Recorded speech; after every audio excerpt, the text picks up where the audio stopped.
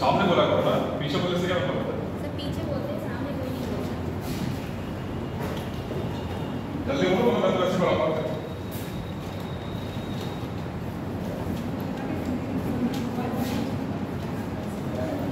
बताओ कितने बच्चे यहाँ पे यूपीपीएससी और यूपीएससी की तैयारी कर रहे हैं यहाँ पर? बाकी लोग क्यों आए?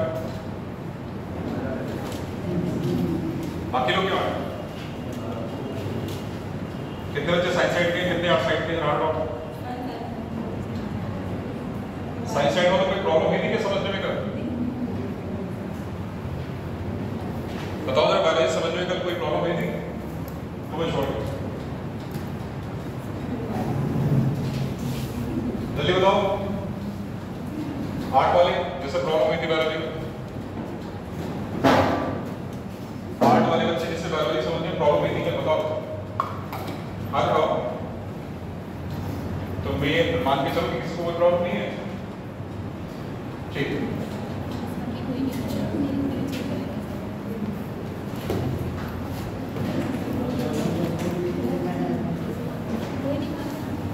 कितना टाइम नहीं, कितना कॉपी दिखाओ, कितना कॉपी एक ही करके बोलो। और क्या क्या?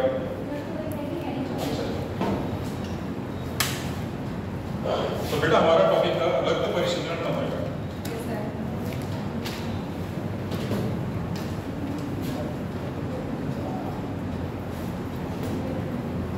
और हम लोग पढ़ रहे थे इसमें, तो सामने बोला करो ना, नहीं समझ में आ रहा है।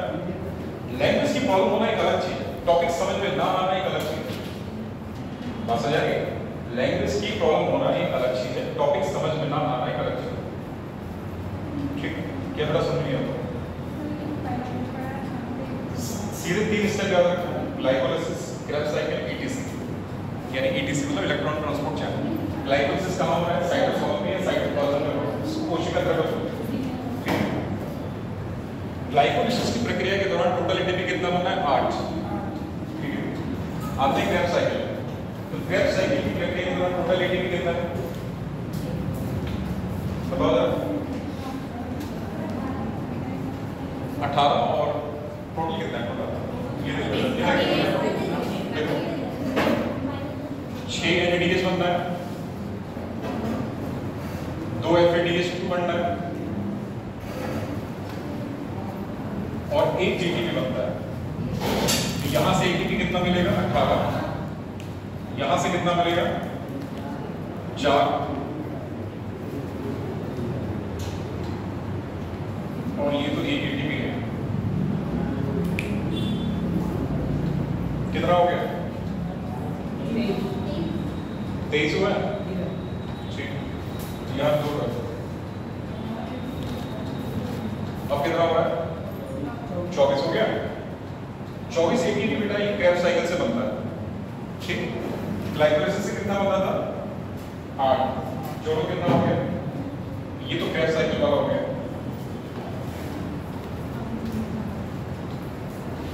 इसमें ग्लाइकोलाइसिस वाले जोड़ दो, कितने थे?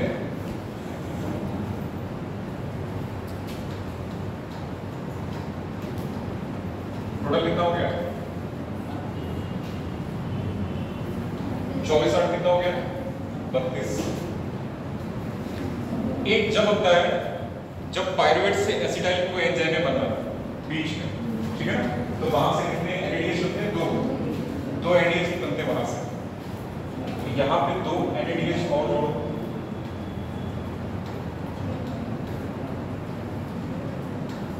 ये कितने एटीपी के बराबर होगा? 6। जरा जोड़ो, कितना एटीपी हो गया? 32 6 38। तो टोटल एटीपी कितना बनना है? 38, ठीक है ना? इतना आपसे कोई पूछेगा कि क्रेब्स साइकिल में अलग से कितना बनता है, ग्लाइकोलाइसिस में कितना बनता है, बस मैं इसको समझाने के लिए बताया। कितना केवल कितना याद रखना है? 3 स्टेप होती है बायोलॉजी शोषण में, ग्लाइकोलाइसिस, क्रेब्स साइकिल, ईटीसी। अबाइल शोषण में केवल 1 स्टेप होता है ग्लाइकोलाइसिस का, वहां केवल 8 एटीपी बनता है।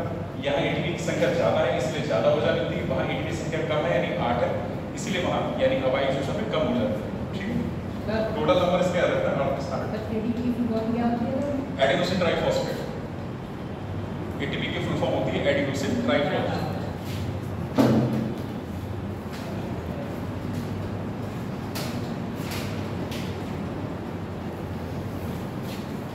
ये ठीक है, वो सब देखो निकोटिनामाइड एडेनिन डाइऑक्सीनेटेड न्यूक्लियोटाइड, लेकिन कुछ केवल ये है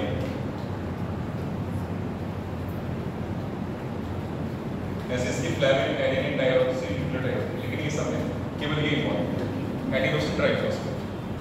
ठीक है, ये ठीक है,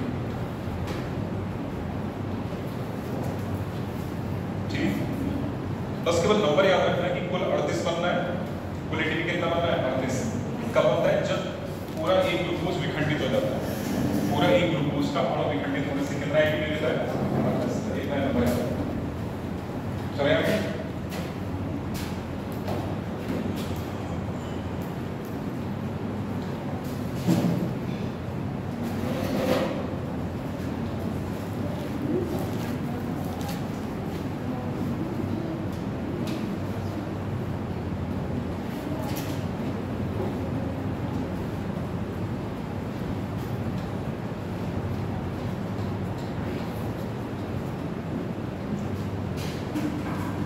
मैंने आज तक बायोलॉजी में ऐसे ही पढ़ा है और अभी तक मुझे कोई कंप्लेंट नहीं मिली।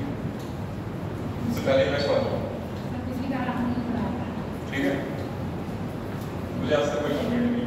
समस्या क्या है कि तुमको आई थिंक बीए बैकग्राउंड के बाद इसीलिए समस्या होगी, तो नई चीजें समझने में थोड़ा वक्त लगता है। अभी यहाँ मैं पूछूंगा ना कि कल पढ़ाया था, कितने लोग बता पाओगे? ठीक भी शायद जवाब नहीं दे पाओगे। अगर मैं थोड़ा सा ही पुराना पूछ लूँ यहाँ पे जितना पढ़ाया हुआ है, शायद ही कुछ ही बच्चे जवाब देंगे, मतलब मुझे नहीं लगता कि कोई जवाब दे रहा है। ठीक है, तो हम लोग पढ़ते हैं ब्लड वेसल्स के बारे में, यानी कि रक्त वाहिकाओं के बारे में।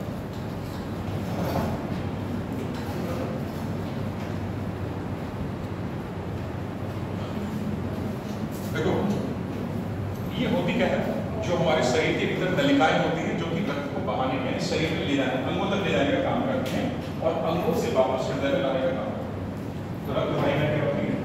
ये हृदय से रक्त को अंगों तक पहुंचाती हैं और वापस उस रक्त को हृदय में लाती हैं। तो ये रक्त वाहिका तो 3 तरह की है। पहली क्या है? धमनी, दूसरी क्या है? शिरा, और तीसरी क्या है? केशिका। ये केशिका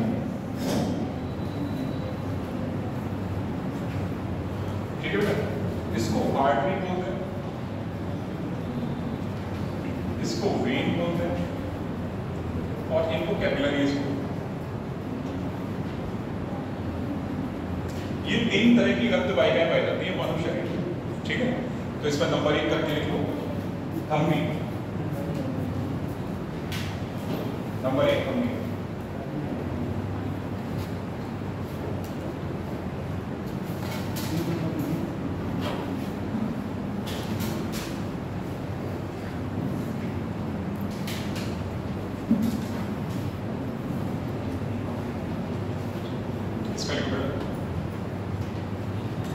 इनकी दीवार मोटी होती है, इनकी दीवार मोटी होती है तथा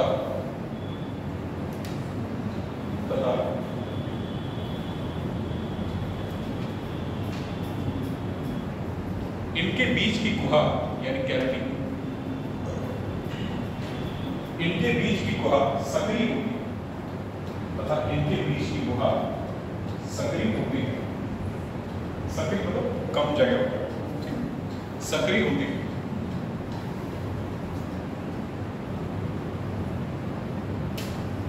और इनमें कपाट का अभाव होता है, और इनमें कपाट मतलब बॉल्स, और इनमें कपाट का अभाव होता है।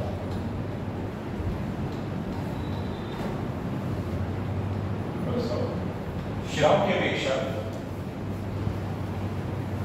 शिराओं की अपेक्षा धमनियों में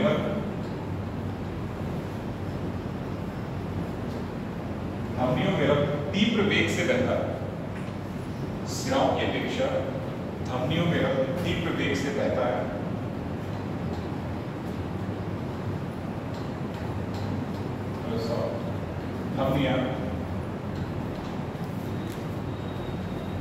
धमनियां रक्त को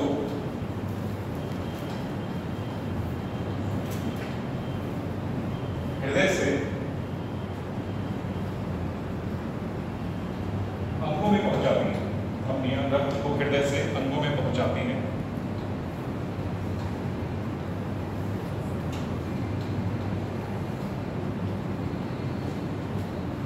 और ये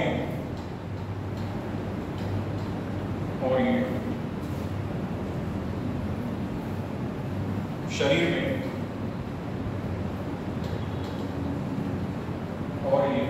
में भीतर की ओर धंसी होती है। और ये शरीर में भीतर की ओर धंसी होती है।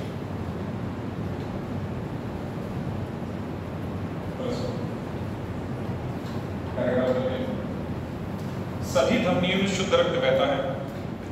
सभी धमनियों में शुद्ध रक्त बहता है। केवल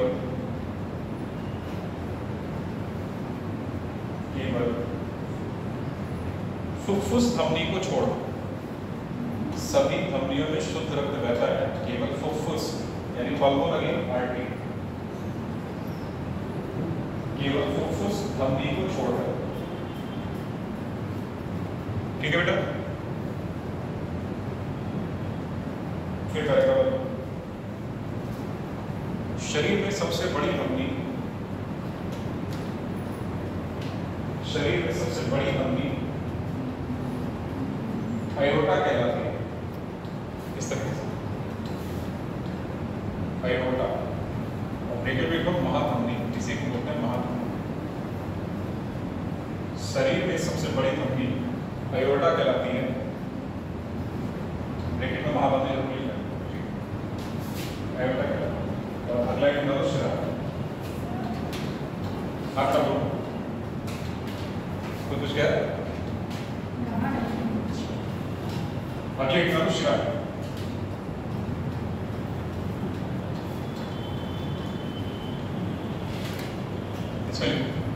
शिराओं की दीवार पतली होती है। शिराओं की दीवार पतली होती है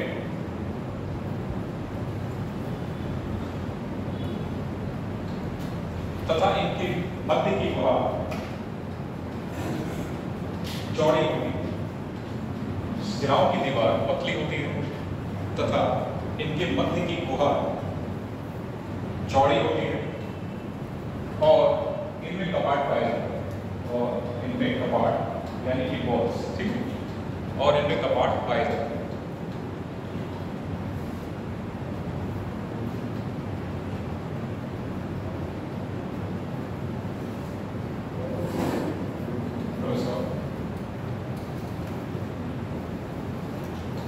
सभी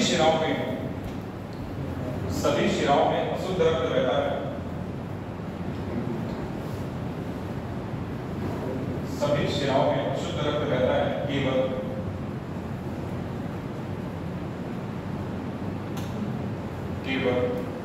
फुफ्फुस शिरा को छोड़कर, केवल फुफ्फुस यानी पल्मोनरी वेन, केवल फुफ्फुस शिरा को छोड़कर।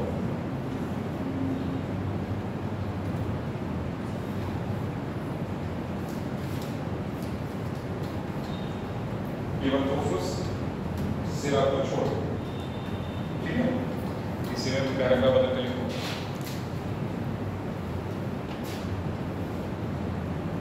शिराएं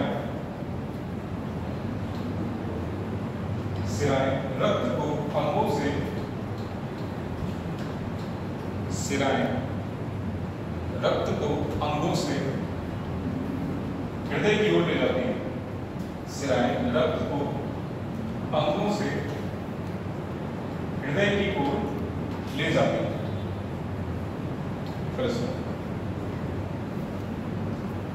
अगली वाहिका देखो, केशिकाएं।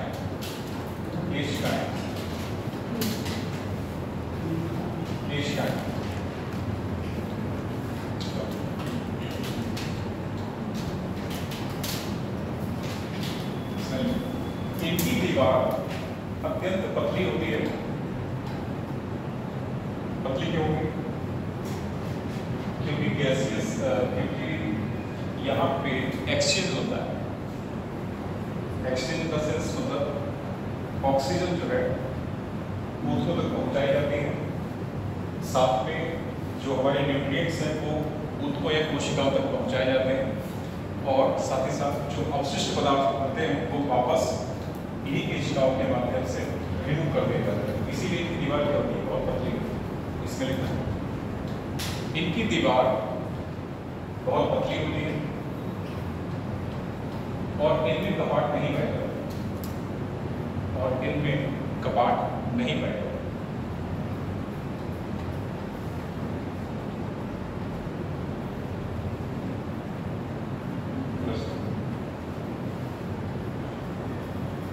अगला रक्त, रक्त ब्लड,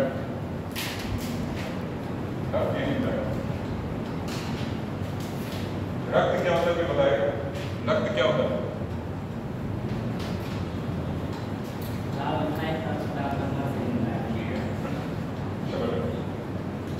रक्त एक तरल से ऊतक होता है।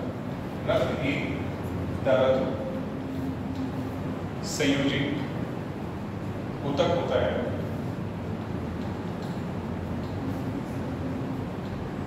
जिसमें प्लाज्मा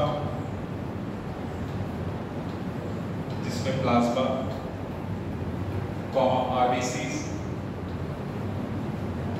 जिसमें प्लाज्मा आरबीसी, प्लाज्मा आरबीसीज, डब्ल्यूबीसीज तथा प्लेटलेट्स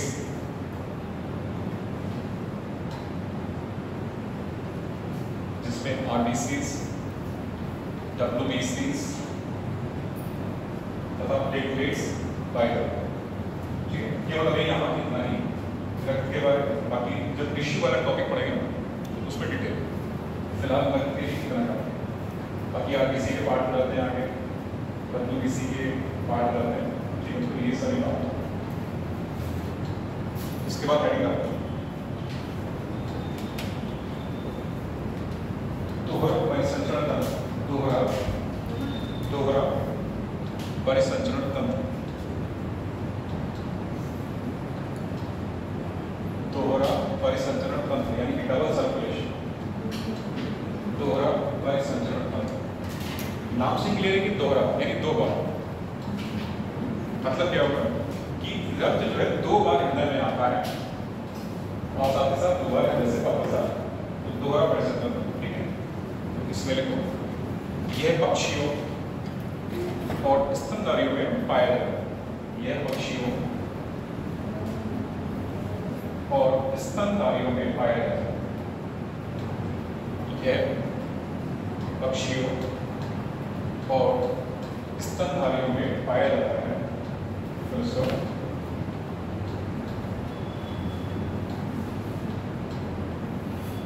इसके माध्यम से दो बार रक्त हृदय से होकर गुजरता है। इसके माध्यम से दो बार रक्त हृदय से होकर गुजरता है।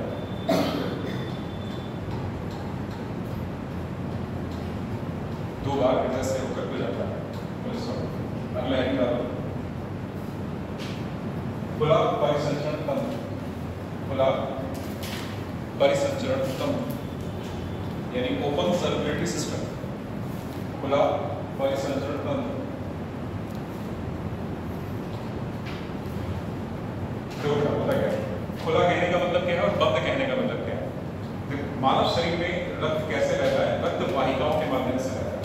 ठीक है, तो वाहिकाएं क्या है? एक तरीके से क्लोज्ड सर्किट करने वाला है, बंद परिपथ करने वाला है।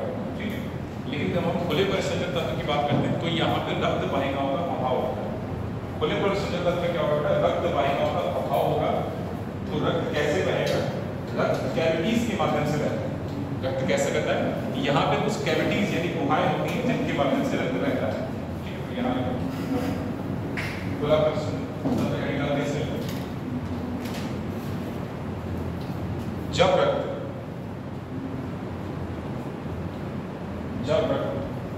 गुहाओं के माध्यम से, गुहा मतलब कैविटी, कैविटी मतलब छोटे छोटे दरार टाइप की या तरीके से कोई अगर ट्यूब है ना तो उसके अंदर जो जगह है खाली उसको कैविटी बोलते हैं। ठीक है, जब रक्त गुहाओं के माध्यम से शरीर में बहे,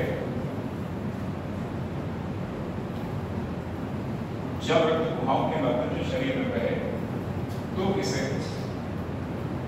इसे खुला परिसंचरण तंत्र कहा जाता है,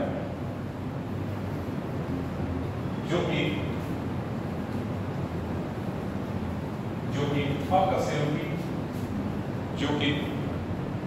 अकशेरुकी जीवों में पाया जाता है, जो कि अकशेरुकी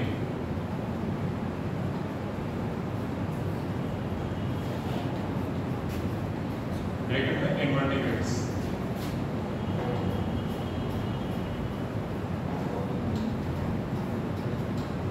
जो कि अकशेरुकी ब्रैकेट में इनवर्टिब्रेट्स में पाया जाता है।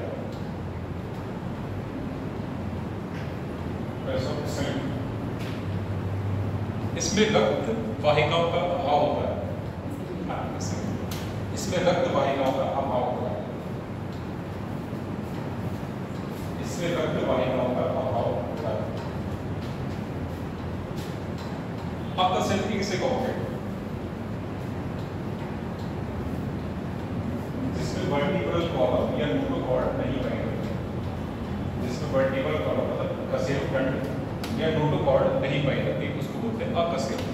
कौन होते हैं? प्रोटोजोआ हो गया, पॉलीफेरा हो गए, सीलेट्रिडा हो गए। ठीक है, तो जितने भी हमारे लोअर एनिमल्स के निम्न जीव जो हैं वो क्या कहलाएंगे? अकशेरुकी कहलाते हैं, जिनमें नोटोकॉर्ड या ये सीधे सीधे हो कशेरुक का अभाव होता है, उन्हें अकशेरुकी है। ठीक है, कितना लिखा लोग रक्त वाहिका का अभाव। अगला लिखा बंध परिसंचरण तंत्र, बंध परिसंचरण तंत्र।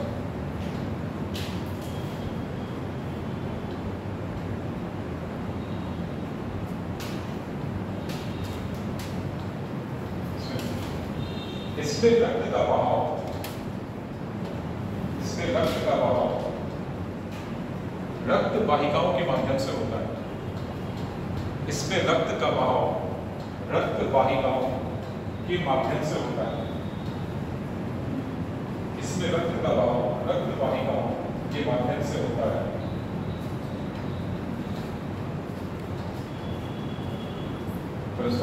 इस प्रकार का परिसंचरण तंत्र, इस प्रकार का परिसंचरण तंत्र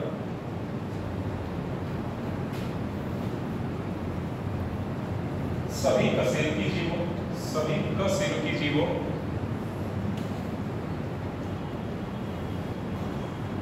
तथा कुछ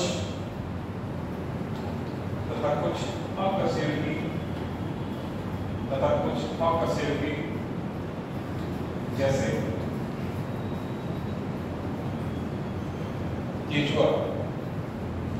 केचुआ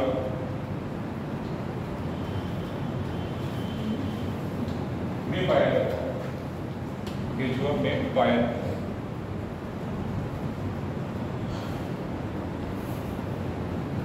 ठीक है, रक्त परिसंचरण की क्रिया में रक्त परिसंचरण की क्रिया में रक्त परिसंचरण की क्रिया में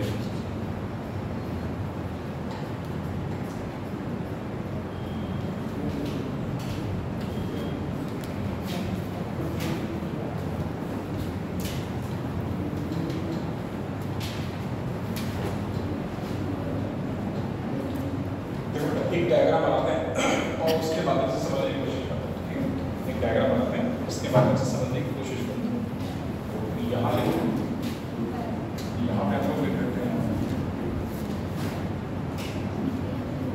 अग्र महाशिरा, अग्र महाशिरा और प्लस कर दो पक्ष महाशिरा। यहाँ पे लिखो पक्ष महाशिरा। ठीक है बेटा,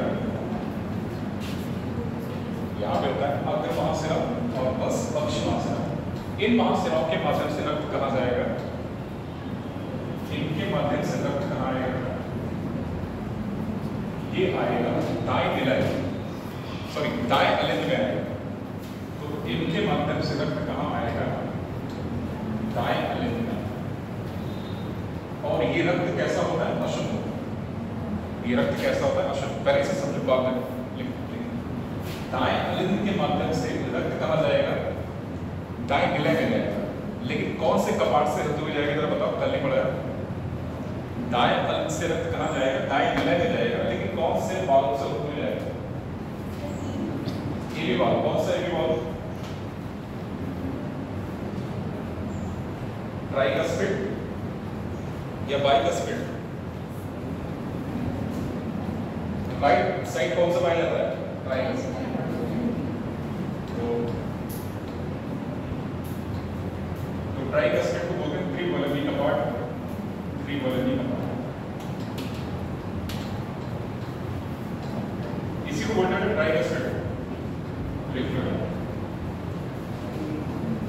ट्राइकस्पिड वॉल्व। अब ये रक्त कहाँ आएगा? ये आएगा दाएं निलय में। ठीक,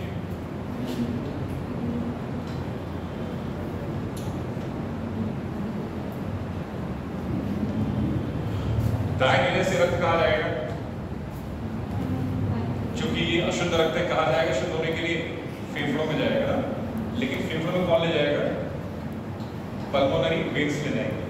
ठीक है ना। लेकिन अब चूंकि निलय है, तो निलय से रक्त कौन से कपाट से होकर गुजरेगा? सेल्युलर वॉल के। लेकिन कौन सा यहाँ पे सेल्युलर वॉल कौन सा होगा? यहाँ पल्मोनरी सेल्युलर वॉल। ठीक है ना। तो यहाँ लिख दो pulmonary cellular wall.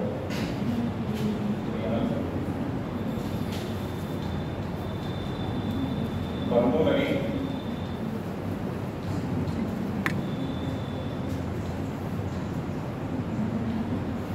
Cellular wall. जो इंग्लिश में उसको हिंदी में लिखते हैं तो दिक्कत।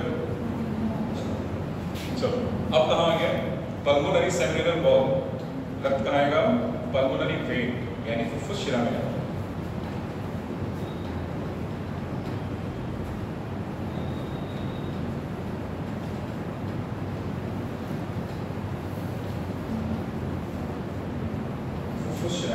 शिराएं इसलिए लिखा है क्योंकि राइट साइड भी होगी तो लेफ्ट साइड भी होगी, इसलिए शिरा। ठीक, शिराएं। और फुफ्फुस शिराओं के माध्यम से रक्त कहाँ जाएगा? फेफड़े में। क्योंकि जो हमारा अशुद्ध रक्त है उसमें ऑक्सीजन कहाँ से मिलेगी? फेफड़ों से। ठीक, तो अब ये कहाँ आएगा? फेफड़ों में।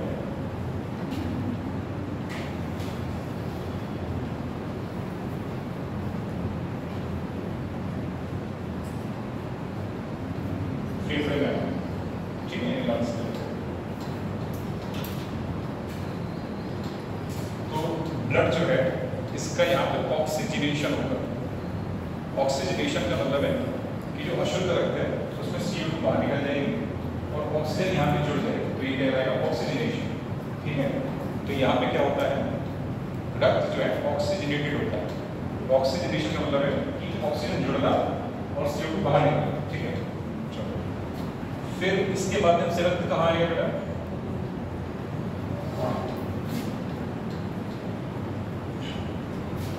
अच्छा, एक मिनट, थोड़ा सा यहाँ पे मिस्टेक हो गई। फुफ्फुस यहाँ पे आर्टरी का, क्योंकि फुफ्फुस आर्टरी में तो अशुद्ध रक्त रहता है।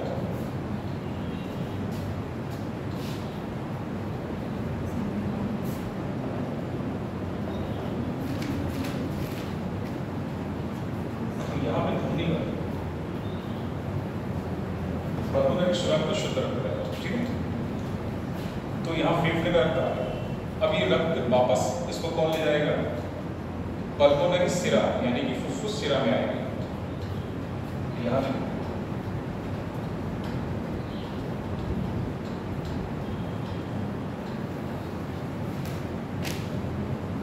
फुफ्फुस सिरा।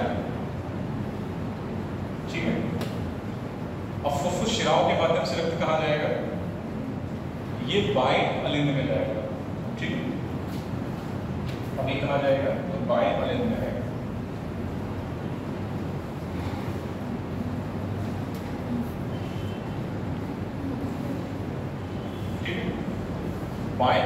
बाय निले से जाएगा, लेकिन कौन से बाल को पार करेगा? बाय का सिंबल, ठीक है बेटा?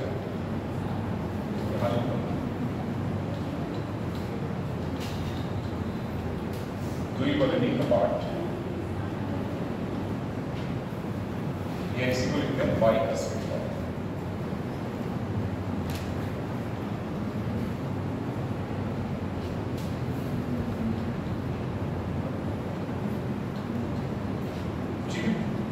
अब ये कहाँ आ गया? बाई मिले में आ गया।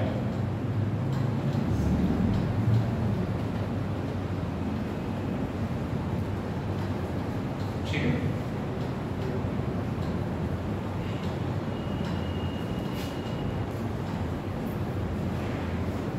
बाई मिले से किस बॉल को पार करेगा?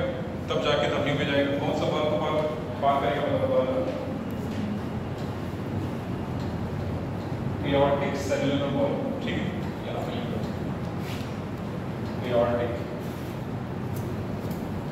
इसको हिंदी में लिखना, जिसको हिंदी में लिखो सेलुलर बॉल।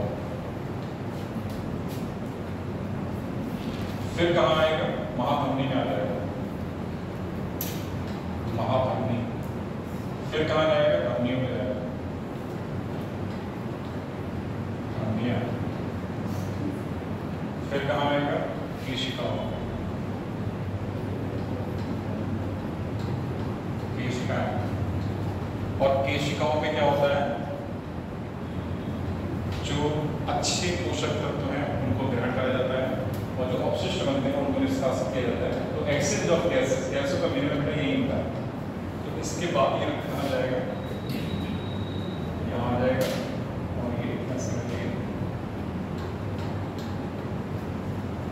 तो ये मैकेनिज्म है ब्लड फ्लो की।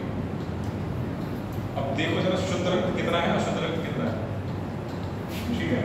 तो हम देखते हैं यहाँ पे कहाँ तक शुद्ध होता है और कहाँ तक अशुद्ध। देखो कितने हाफ में क्या है? अशुद्ध रक्त।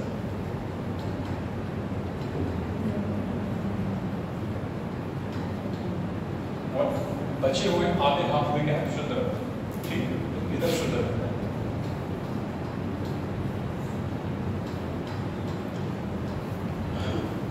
चूंकि इधर रक्त कहाँ जा रहा है? फेफड़े में, फेफड़े में आ रहा है। किस लिए आ रहा है? शुद्ध होने के लिए आ रहा है।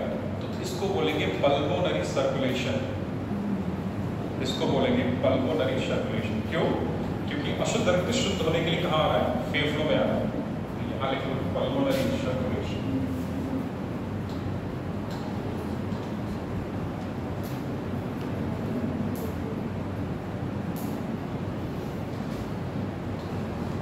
पल्मोना का मतलब होता है फेफड़े, पल्मोना का मतलब क्या होता है? फेफड़ा, ठीक है?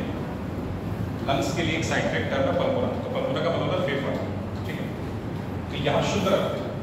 अब यहाँ पे देखो, फेफड़ों के माध्यम से रक्त फुफ्फुस शिरा से होते हुए कहाँ आ रहा है? अंगों तक आ रहा है। तो इसको बोलेंगे सिस्टेमिक सर्कुलेशन, यानी कि अंगों तक रक्त को जाना क्या कहलाएगा? Systemic circulation. तो यहाँ पे ये कहलाएगा सिस्टेमिक सर्कुलेशन।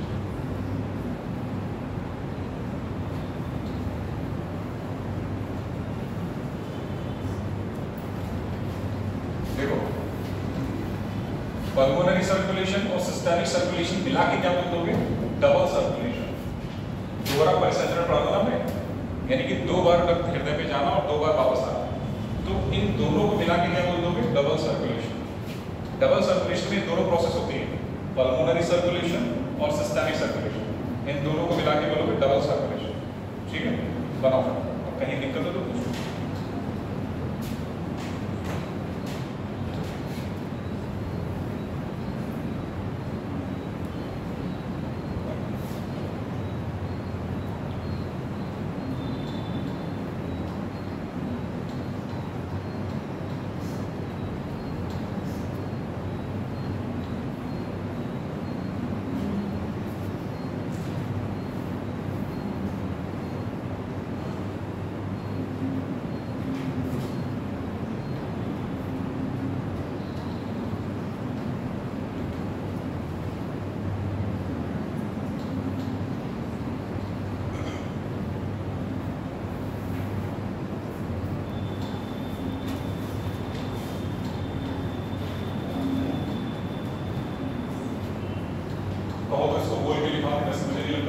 बनाने की दोबारा जरूरत है, जैसे बना है वैसे वैसे लिखते जाना, ठीक है।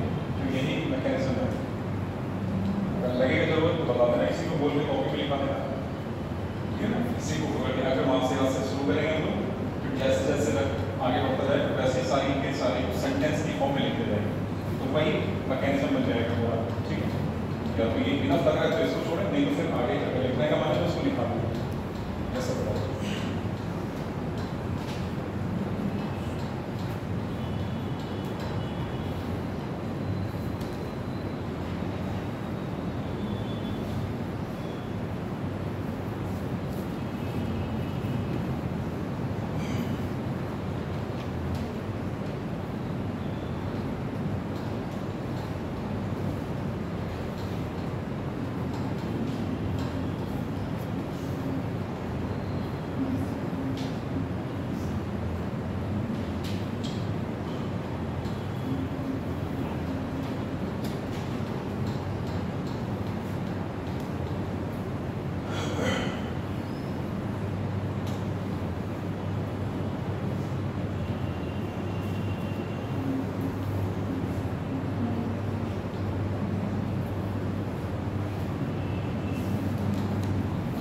आगे सबका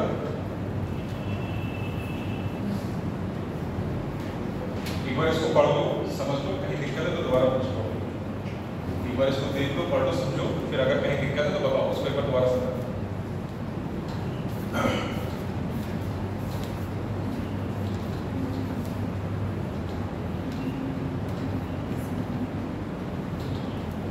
बन गया का सबका बन गया?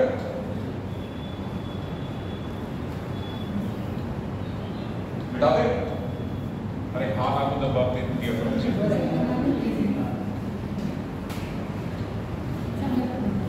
Okay.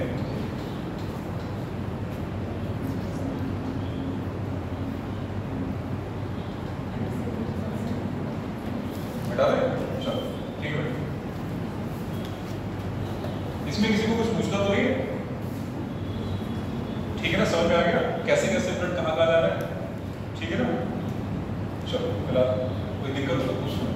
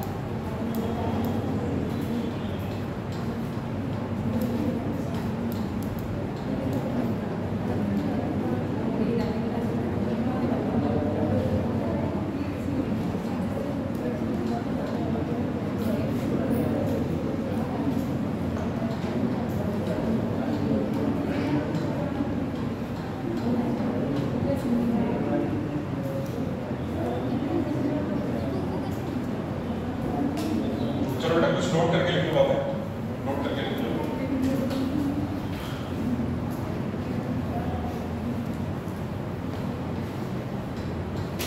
नोट करके नंबर करके लिख लो। हृदय की धड़कन, हृदय की धड़कन पेस मेकर, हृदय की धड़कन पेस मेकर के द्वारा नियंत्रित होती है। हृदय की धड़कन pace maker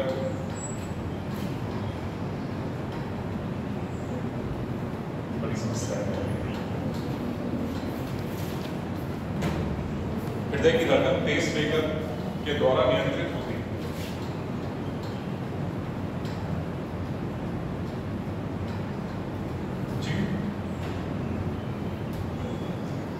S A node को, ये एस ए नोड ब्रेकेबल पूरा नाम है साइनो ऑरिकुलर नोड।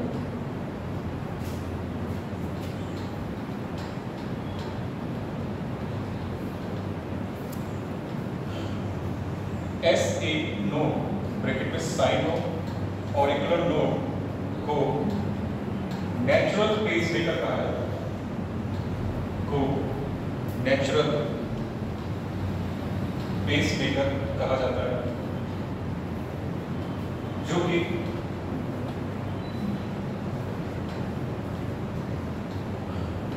दाएं अलिंद में स्थित होता है, जो कि दाएं अलिंद में स्थित होता है।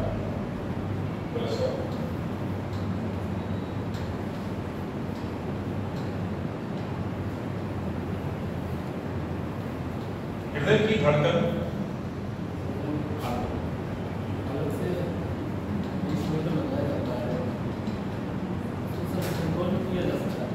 पेसमेकर को देखो दो तरीके के होते हैं, एक नेचुरल जो कि एक ऐसा नोड है, एक जब एंजियोप्लास्टी के द्वारा लगाया जाता है वो बैटरी से चलता है, उसको कंट्रोल किया जा सकता है।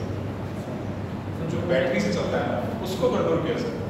जैसे किसी में मान लो हार्ट सर्जरी हुई, उसमें स्टेंट डाला गया या नेचुरल इसमें कोई पेसमेकर लगाया गया तो वो बैटरी से कंट्रोल किया सकता है जी, लेकिन उसको निकालते ही व्यक्ति की मृत्यु हो जाती है। सर अगर उसका मतलब बैटरी से चार्जेस ज़्यादा बढ़ जाए तो उसकी मृत्यु नहीं हो सकती। समझ बेटा क्या है? जैसे जो ऑटोमोबाइल से सर्जरी करके लगाते हैं हाँ, उसको हैंडल किया जा सकता है। उसको क्या कहते हैं, उसको रिचार्जेबल किया जाता है। समझ ठीक है, उसको सर स्पीड से बढ़ाया नहीं जा सकता। कहने का मतलब कि धड़कन को बढ़ाया जाता है, कहते हैं कि धड़कन जब बढ़ेगी हार्ट अटैक आ जाए, धड़कन की बढ़ाया, तो उसी को तो नियंत्रित करने के लिए पेसमेकर लगा रहा है। वो मैं ये पूछना चाह रहा हूँ कि उसको कंट्रोल किया जाए। सपोज कीजिए मैंने अगर उसको कनेक्ट किया तो उसको अगर मैं नेचुरल पेसमेकर की बात कर रहे हो या आर्टिफिशियल? आर्टिफिशियल की बात कर रहा हूँ। मैं सर ये पूछना चाह रहा हूँ कि पेसमेकर एक सर्जरी के द्वारा बना है, उसको मैं कंट्रोल कर सकता हूँ? बिल्कुल कंट्रोल हो जाएगा, ठीक बिल्कुल हो जाएगा। और उसको अगर सपोज कीजिए सर अगर मेरे उसकी मृत्यु करनी है तो उसको कंट्रोल जैसे मैं कर रहा हूँ तो उसकी धड़कनें अधिक बढ़ा दूंगा तो उसकी मृत्यु हो जाएगी। देखो धड़कनें कब बढ़ती है, सवाल ये है। सर ये चीज़ मैं पूछ रहा हूँ। धड़कनें कब बढ़ती है? जब हम कोई जावेक्ट ऑफ एक्सरसाइज करें तो धड़कन बढ़ती है, ठीक है। अगर हम एक नॉर्मल पर्सन की बात करें, हम अगर हमारी धड़कनें बढ़ रही हैं तो इसका मतलब है कि कोई हम जावेक्ट ऑफ एक्सरसाइज कर रहे हैं, ज़्यादा भाग दौड़ करना या फिर ज़्यादा वेट लिफ्टिंग करना या जिम ज़्यादा जाना, तो इस तरीके से ये होता है कि धड़कन बढ़ जाती है। लेकिन चूंकि हमारे नेचुरल पेसमेकर कौन है, ऐसे नोड, तो ऐसे नोड क्या करेगा, हृदय की धड़कन को नियंत्रित करेगा, ठीक है। ऐसे ही आर्टिफिशियल पेसमेकर आते हैं जो कि सर्जरी के बाद लगाए, तो उनका काम भी क्या है, वो भी हार्ट बीट को कंट्रोल करता है। सेम वो भी सेम होता है, उनका काम भी ऐसे नोड की तरह ही होता है। फंक्शन तो वही है ना। पेसमेकर का मतलब क्या होगा, चाहे वो नेचुरल हो चाहे आर्टिफिशियल हो, उसका पर्पस क्या है कि हार्ट बीट को रेगुलेट करना। उनका पर्पस तो वही है ना। अगर किसी पर्सन में जो कि सर्जरी हो चुकी है, एंजियोप्लास्टी हो चुकी है, अगर उसका पेसमेकर निकाल देंगे तो पर्सन की मृत्यु हो जाएगी, ऐसा समझो, ठीक है। तो ये सीधा सा कॉन्सेप्ट, पेसमेकर लगाया ही इसलिए जाता है कि व्यक्ति की धड़कन कंट्रोल हो जाए, हार्ट बीट कंट्रोल हो सके, ठीक है। सीधा सही, चाहे नेचुरल हो चाहे आर्टिफिशियल, सीधा सा बनना ये है, पेसमेकर का काम ही यही है कि वो हार्ट बीट को रेगुलेट करेगा। रेगुलेट मतलब कम या ज्यादा, ठीक है, सीधा से, ठीक है बेटा। तो हम लोग क्या लिख रहे हैं, हाँ, हृदय की धड़कन को मापने वाले यंत्र को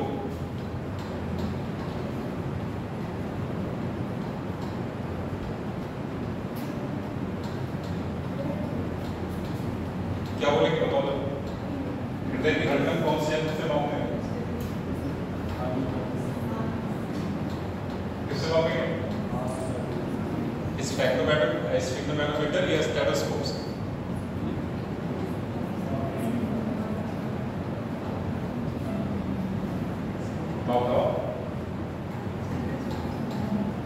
देखो दो बातें, स्फेग्नोमेटोमीटर क्या होता है, रक्तचाप को मापता है,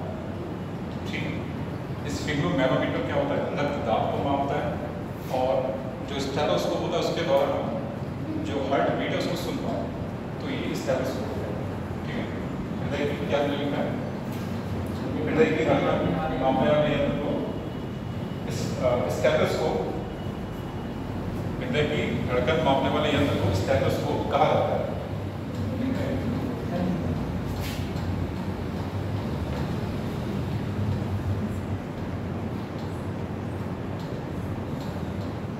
हृदय की धड़कन मापने वाले यंत्र को स्टेथोस्कोप कहा जाता है। ECG वगैरह करवाते हैं वो एक अलग है।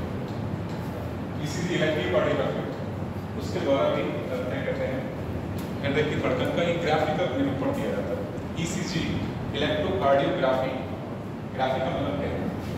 एक पेपर पे हमारी हार्ट बीट को दर्शाना, इस तरीके से अप्स एंड डाउन, वो इलेक्ट्रोकार्डियोग्राफी।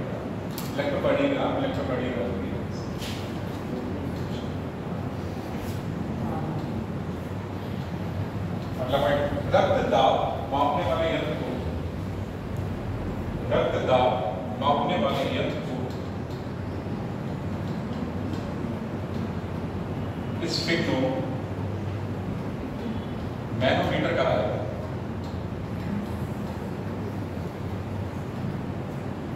रक्त दाब मापने वाले यंत्र को स्फिग्नो मैनोमीटर कहा जाता है।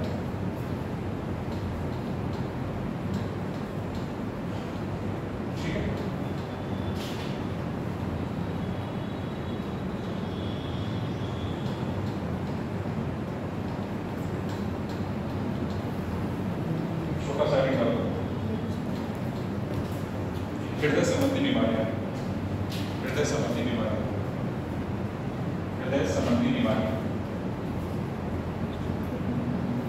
उसमें पहला टॉपिक बेटा एंजाइना।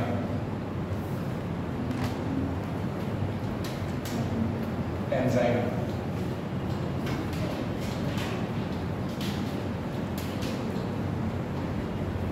और एक शब्द याद रखना, एंजियो को हृदय कहा जाता है। एंजियोस,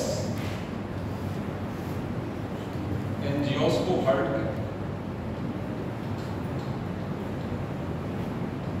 जितने भी शब्द एंजियो या एंजिया से मिलेंगे वो सभी शब्द क्या होगा? हृदय से संबंधित, ठीक है। तो हमारा ये शब्द है एंजाइना, तो इसमें लिखो जब हृदय की दीवारों को, जब हृदय की दीवारों को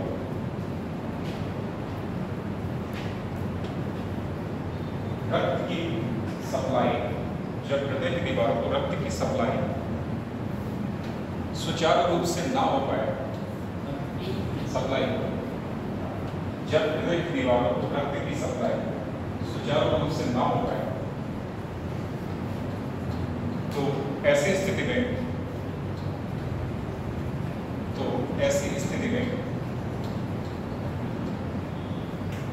हृदय में, तो ऐसी स्थिति में हृदय में दर्द बना रहता है जिसे एंजाइना है। तो ऐसी स्थिति में हृदय में दर्द बना रहता है जिसे एंजाइना है।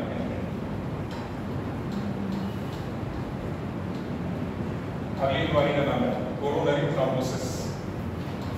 ये ऐसे पढ़ना पड़ेगा, मेडिकल टर्म है इसका।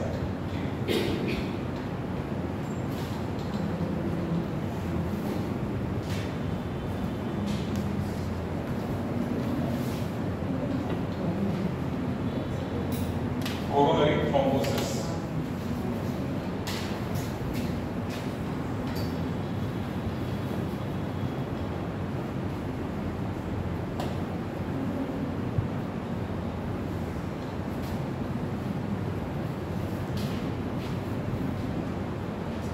coronary thrombosis.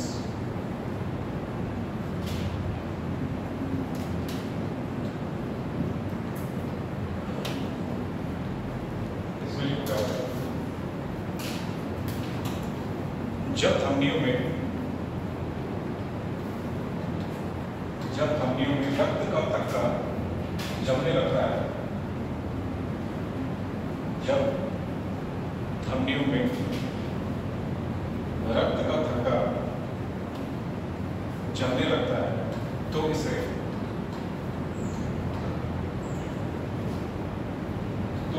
कोरोनरी थ्रोम्बोसिस कहा जाता है।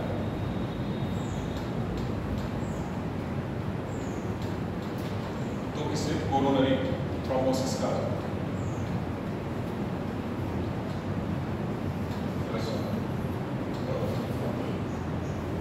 अगली बीमारी वाला एथेरोस्क्लेरोसिस।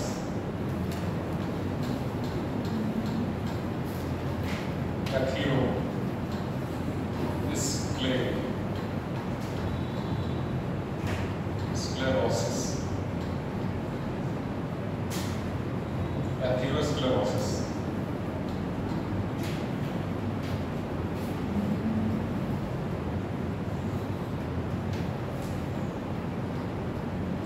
एथेरोस्क्लेरोसिस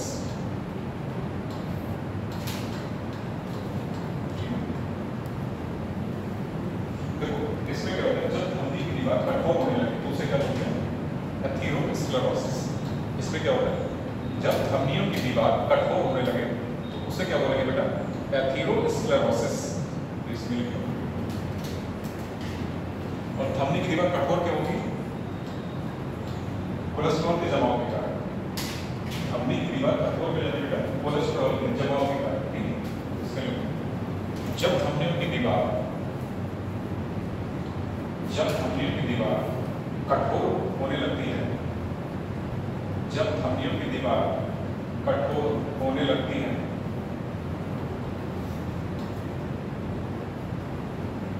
तो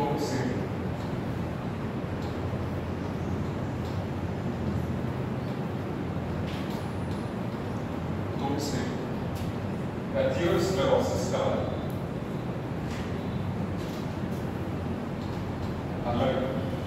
मायोकार्डियल इंफार्क्शन।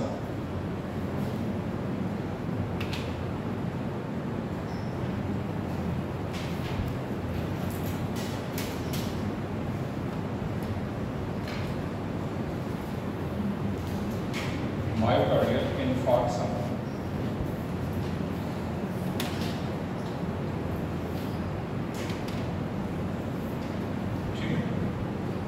मायोकार्डियल इंफार्क्शन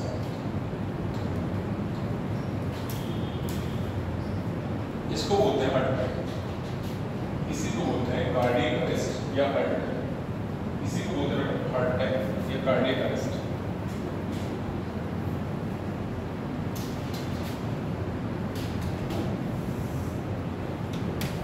या कार्डियक अरेस्ट।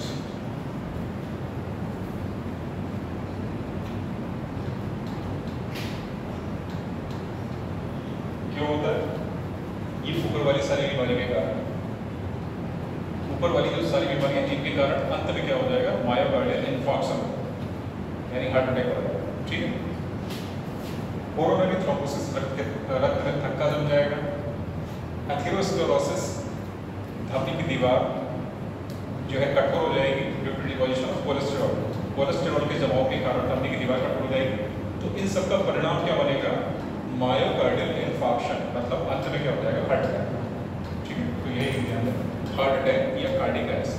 ठीक है, कुछ धमनियों के नाम हैं जो कि एक पर्टिकुलर अंग में रक्त पहुंचाते हैं, उनके नाम हेपेटिक आर्टरी, एक नाम लिखो हेपेटिक आर्टरी। ठीक है, तो यहाँ पे कुछ नाम है, नोट करके लिखो, हेपेटिक आर्टरी ऑब्लिक पेन। ऐसे ही दूसरा लिखो coronary artery, coronary artery vein. ठीक है, ऐसे ही एक नाम और लिखो, इंपॉर्टेंट है,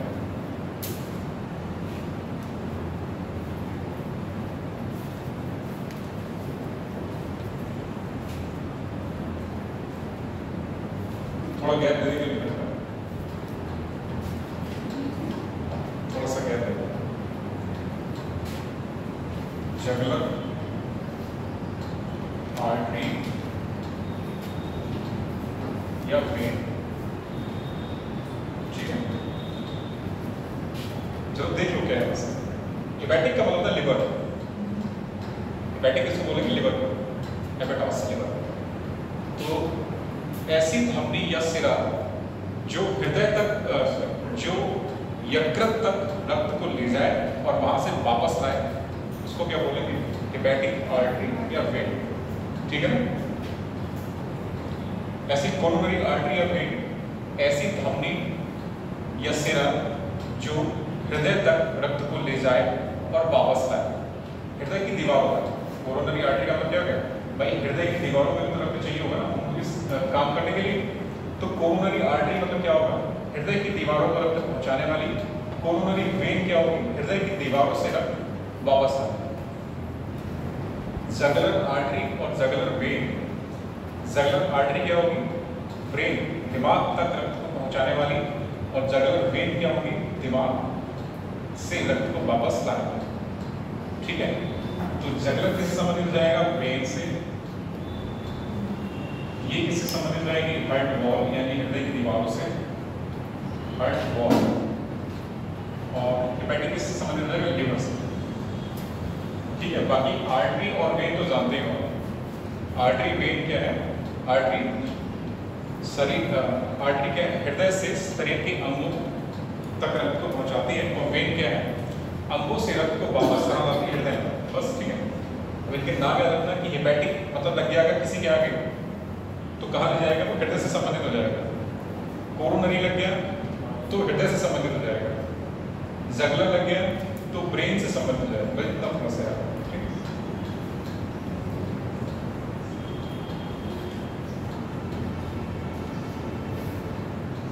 सर्कुलेटरी सिस्टम में एक छोटा सा पार्ट और रह गया है, वो है लिम्फेटिक सिस्टम, लसीका तंत्र।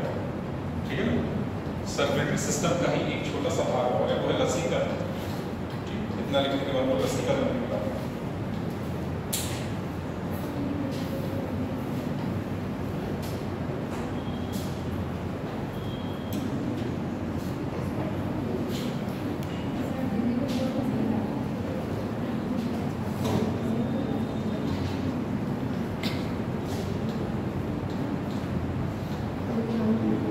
अगला टॉपिक है हमारा लसीका तंत्र। ठीक है? ये रक्त परिसंचरण तंत्र का ही भाग है, लसीका तंत्र। इसी को बोलते हैं लिम्फेटिक सिस्टम।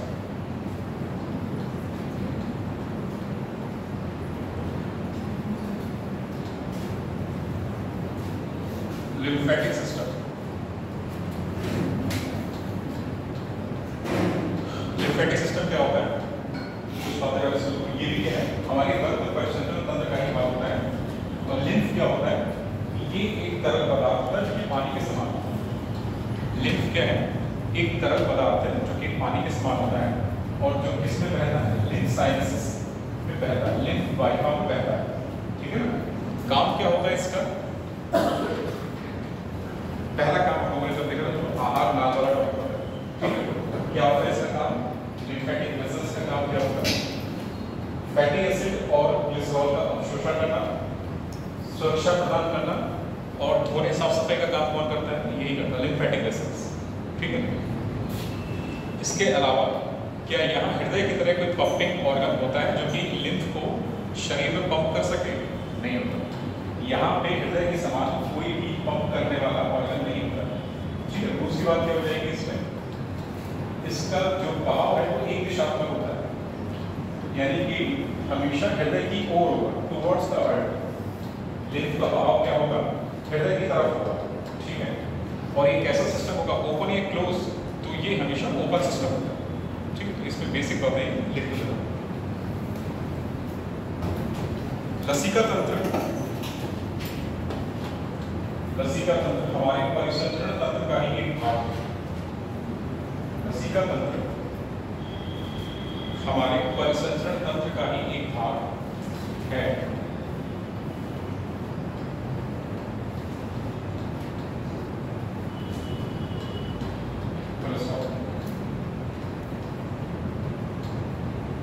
लसीका, लसीका पानी की तरह, लसीका पानी की तरह एक तरल होता है। लसीका पानी की तरह एक तरल होता है जिसमें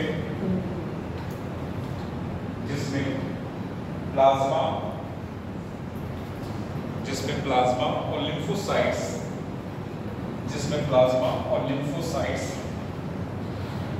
पाए जाते हैं, जिसमें प्लाज्मा और लिम्फोसाइट्स पाए जाते हैं।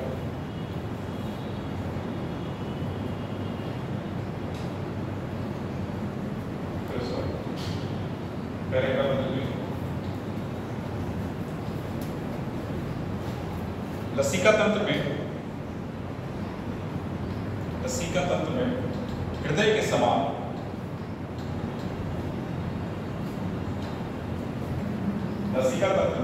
समान कोई पंपिंग अंग नहीं होता है। कोई पंपिंग इस तरीके से, पंपिंग का मतलब क्या हो गया?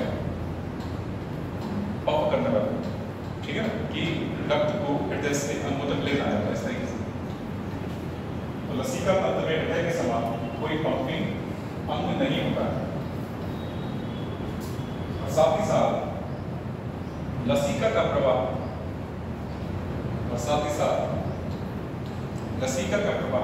एक दिशात्मक होता है, और साथ ही साथ लसिका का प्रवाह एक दिशात्मक होता है, अर्थात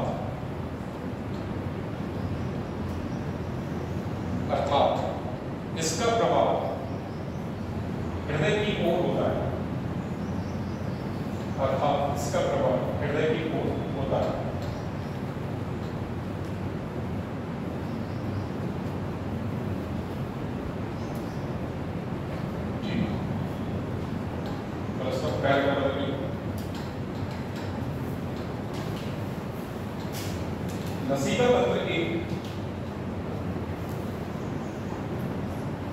लसिका तंत्र एक खुले परिसंचरण तंत्र के समान व्यवहार करता है। लसिका तंत्र एक खुले परिसंचरण तंत्र के समान व्यवहार करता है।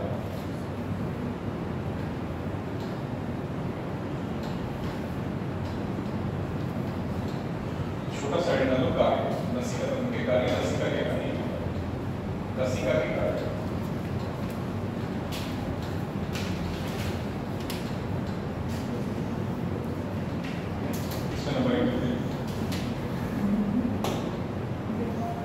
लिम्फोसाइट्स की उपस्थिति के कारण, लिम्फोसाइट्स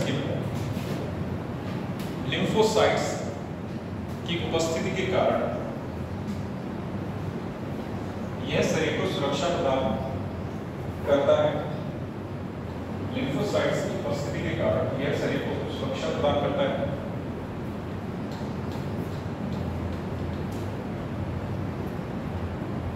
अगला पॉइंट,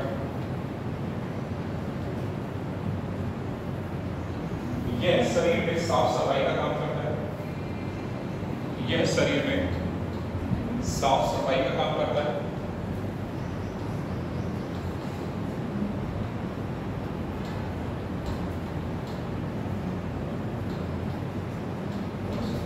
अगला पॉइंट, वसा, अम्ल तथा ग्लिसरॉल,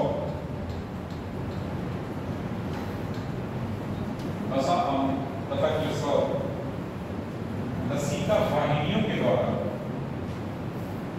वसा, अम्ल तथा ग्लिसरॉल लसिका वाहिनियों के द्वारा अवशोषित किए जाते हैं। अवशोषित किए जाते हैं, ठीक है।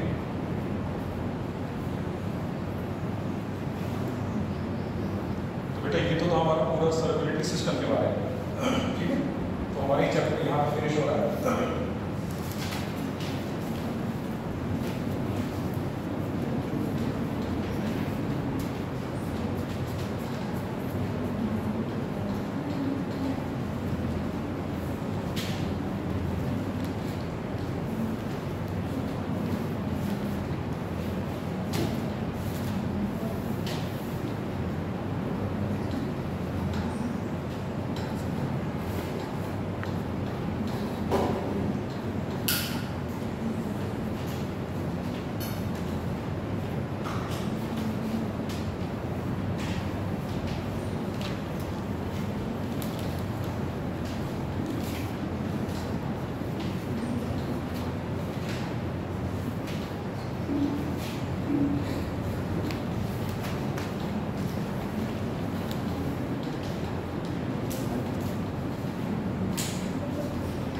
का अगला जो हमारा टॉपिक है वो है उत्सर्जन तंत्र। अगले टॉपिक का नाम है उत्सर्जन तंत्र।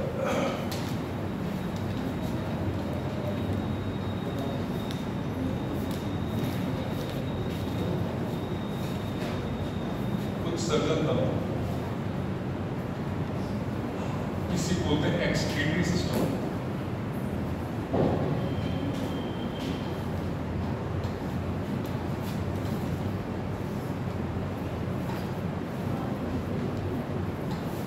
एक्सक्रीटरी सिस्टम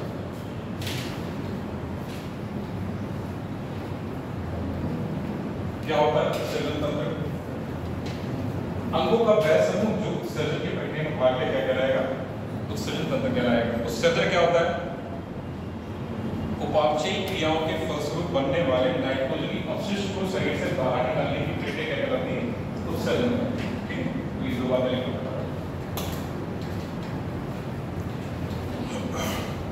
अंगों का वैसा समूह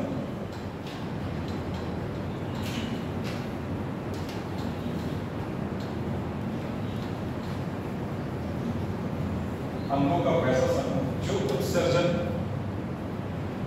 की प्रक्रिया में शामिल होता है,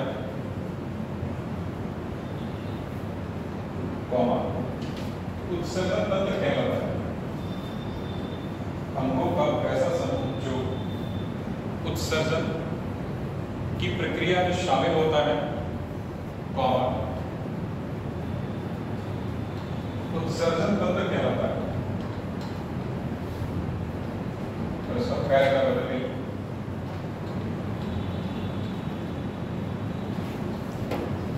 शरीर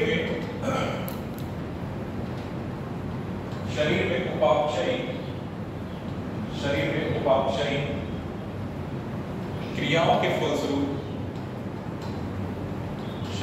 उपापचयी क्रियाओं के फलस्वरूप बनने वाले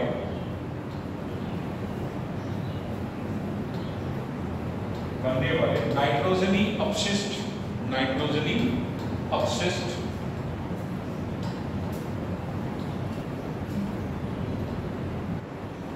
को शरीर से बाहर निकालने की प्रक्रिया, नाइट्रोजनी अपशिष्ट को शरीर से बाहर निकालने की प्रक्रिया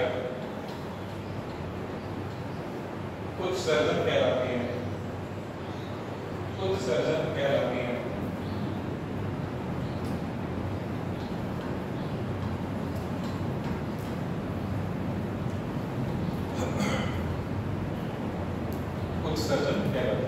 ठीक है, तो ये जवाब की उत्सर्जन तंत्र क्या होता है और उत्सर्जन क्या होता है, दो बातें।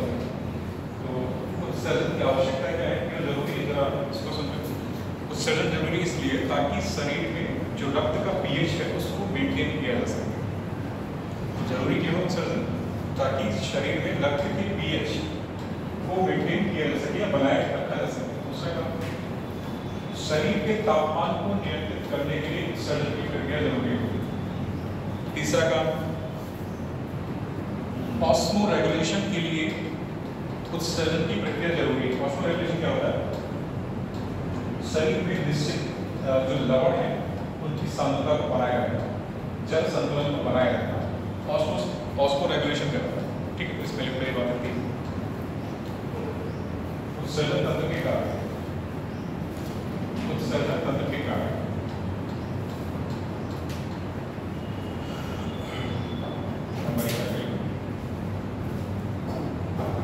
रक्त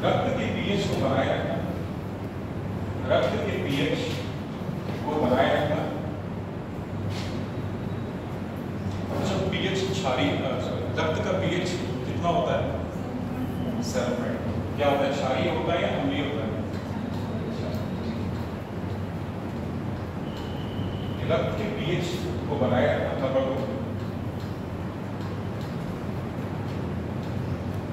शरीर में जल संतुलन को बनाए रखना, शरीर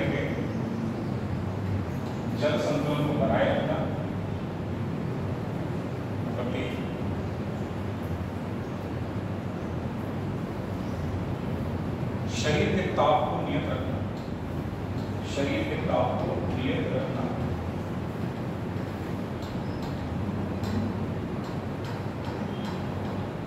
ठीक है बेटा। तो हमने ये बात की कि उत्सर्जन क्यों जरूरी है हमारे लिए, ठीक है। अगला है उत्सर्जी पदार्थ के आधार पर जीवों का वर्गीकरण। उत्सर्जी पदार्थ के आधार पर जीवों का वर्गीकरण। उत्सर्जी पदार्थ के आधार पर जीवों का वर्गीकरण। तो यहां कुछ नाम लिख रहा हूं। पहला है अमोनोटैलिक।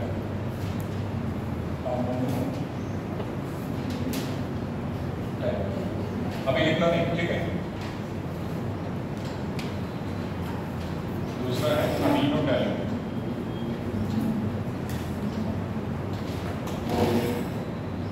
तीसरा है यूरियोटैलिक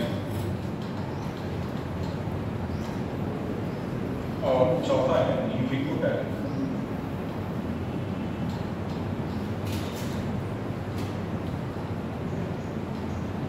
जरा यहाँ ध्यान दो।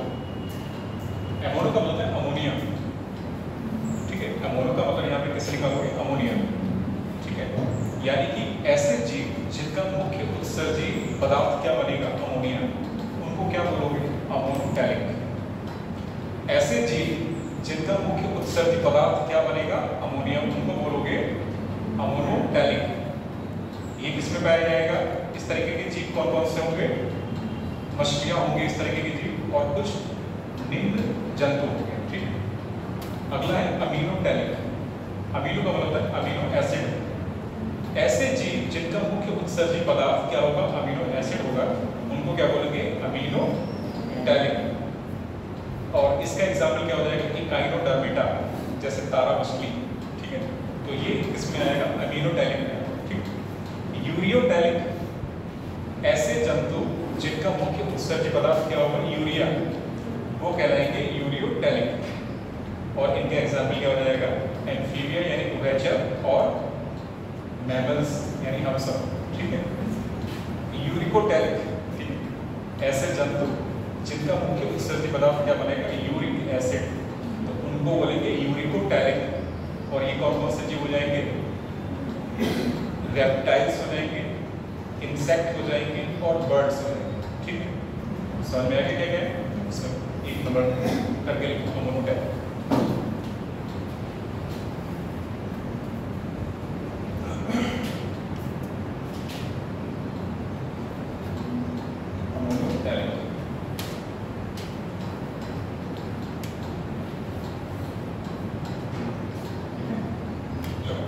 ऐसे जंतु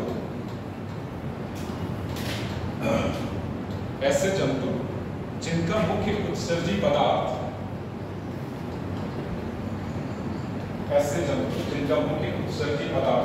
अमोनिया होता है,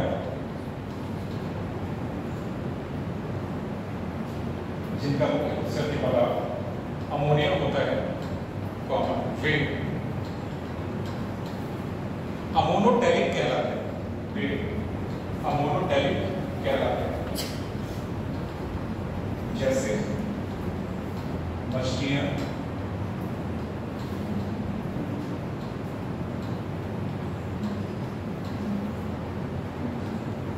तथा अकशेरुकी जीव। मछलियां तथा अकशेरुकी जीव, ठीक है। अगला देखो अमीनोटैलिक। अमीनोटैलिक ऐसे जंतु जिनका मुख्य उत्सर्जी पदार्थ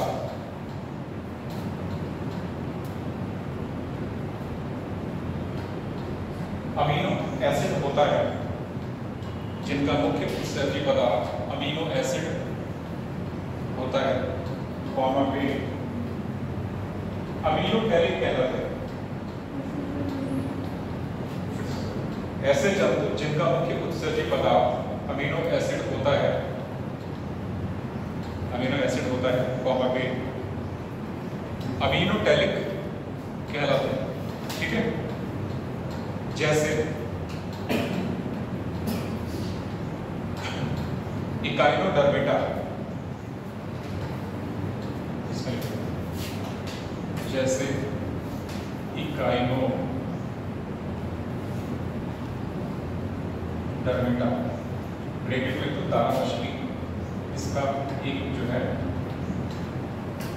जी इकाइनोडर्मिटा एक संघ है, तो इकाइनोडर्मिटा संघ का एक प्राणी है, उसे कहते हैं तारा मछली। ठीक है, अगला है यूरियोटैलिक।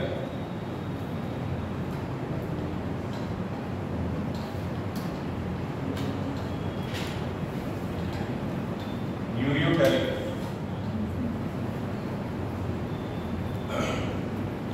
इसमें ऐसे जंतु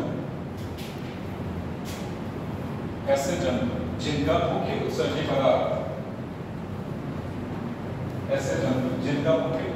पदार्थ यूरिया होता है, ऐसे जंतु जिनका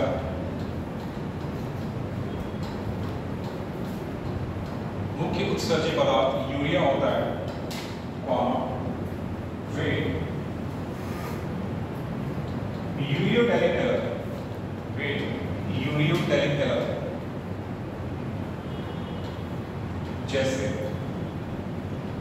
जैसे उभयचर, मतलब उभयचर मतलब जो जल और थल दोनों में बैठे, जैसे उभयचर तथा स्तनधारी, जैसे उभयचर तथा स्तनधारी।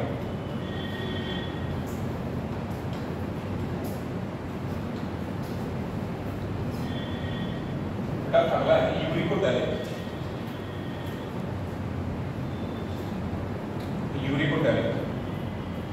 इसमें लिखो ऐसे जंतु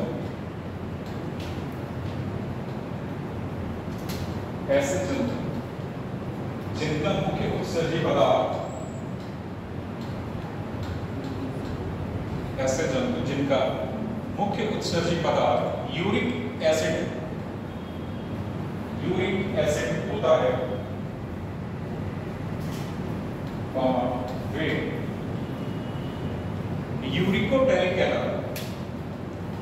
यूरिकोटैलिक कहलाते हैं। जैसे कीट,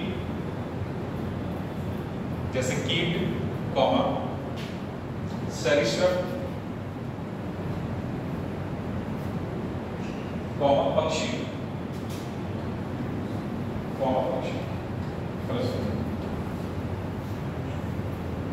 ठीक है बेटा। तो ये उत्सर्जी पदार्थ के आधार पर जीवों का वर्गीकरण होगा। ठीक है, अगला है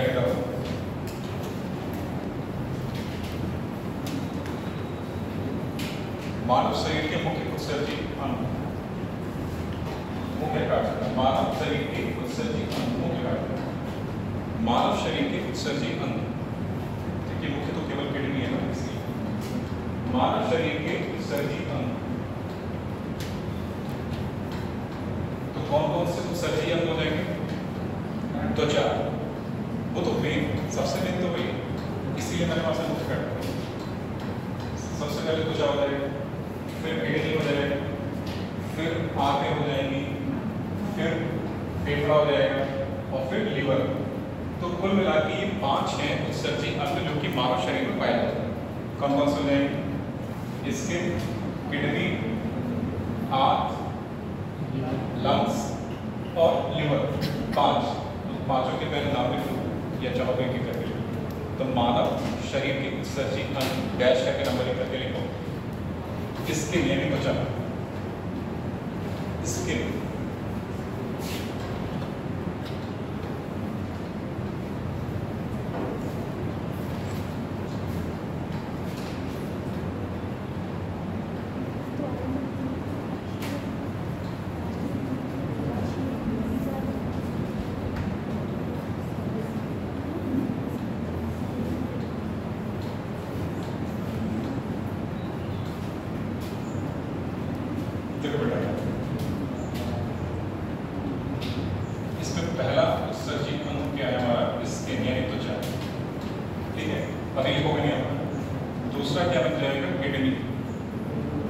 वृक्क। तीसरा क्या बन जाएगा? इंटेस्टाइन यानी आंत। चौथा क्या बन जाएगा? लंग्स यानी फेफड़े। पांचवा क्या बन जाएगा? लिवर। ठीक है, त्वचा, वृक्क, आंतें, फेफड़े और यकृत। त्वचा के द्वारा जो हम पदार्थ को उत्सर्जन करेंगे तो क्या क्या हो जाएगा? लवण और जल। लवण और जल। तो त्वचा के द्वारा किसका उत्सर्जन होता है? तो लवण तथा जल का उत्सर्जन होता है।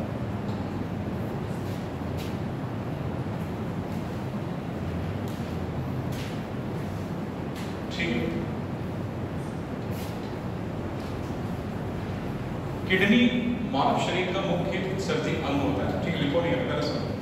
किडनी मानव शरीर का क्या होता है? मुख्य उत्सर्जी अंग होता है, जिसके द्वारा हम लोग क्या उत्सर्जी करेंगे?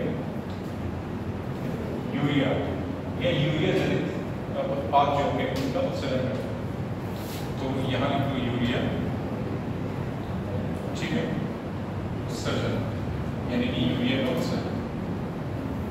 क्योंकि केवल मानव की बात करें इसलिए यूरिया। अगर हम इन जनरल और जीवों की बात करेंगे तो उसके साथ क्या लिख दोगे? अमोनिया भी लिख दोगे, अमीनो एसिड भी लिख दोगे, यूरिक एसिड भी लिख दोगे। ठीक है, अगर हम इन जनरल सभी जीवों की बात करें, खासतौर से जो वर्टिब्रेट है हमारे। ठीक, और आंत के माध्यम से क्या होता है? कुछ लवणों का कुछ लवण उत्सर्जित होते हैं मल के द्वारा। ठीक है, तो यहाँ से भी क्या होंगे? लवण, और ये मल के द्वारा।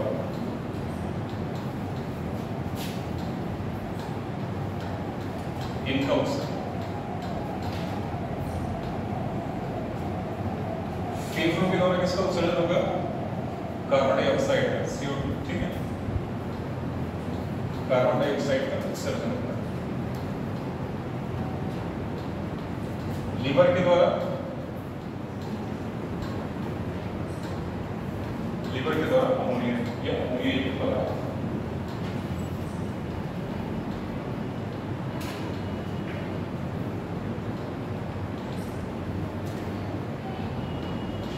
अमोनिया युक्त पदार्थ, इसका क्या होगा? उत्सर्जन लीवर से होगा।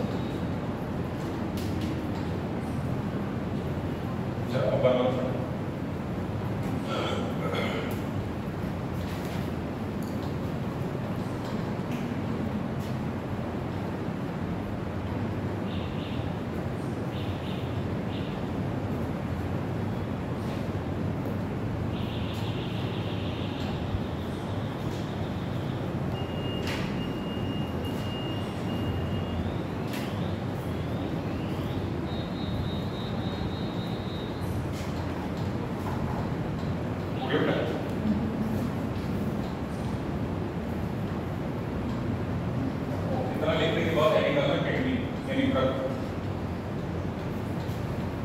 इतना लिखने के बाद एडिंग डालोगे किडनी, हिंदी में लिखो वृक्क।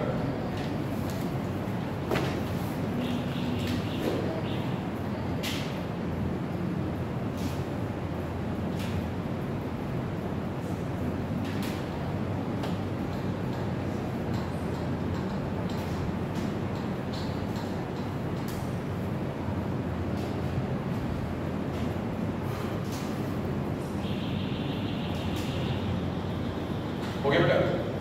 किडनी यानी वृक्क हेडिंग डाला होगा, और उसमें लिखना यह मानव शरीर का मुख्य उत्सर्जी अंग होता है।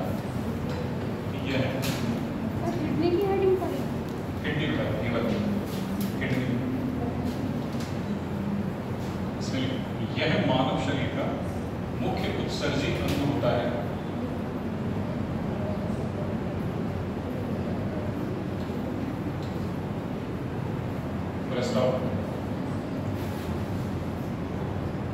इनकी संख्या 2 होती है,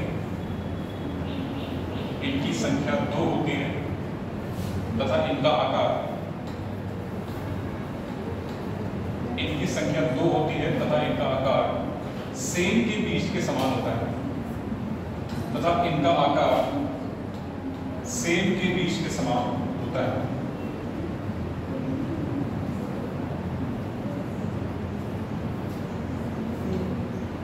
तथा इनका आकार सेब, जो खाने वाली सेब होगी ना, तथा इनका आकार सेब के बीज के समान होता है।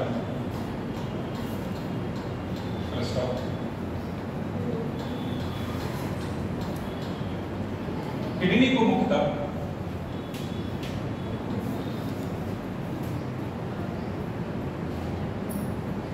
तीन भागों में बांटा जाता है। किडनी को मुख्यतः तीन भागों में बांटा जाता है। नंबर एक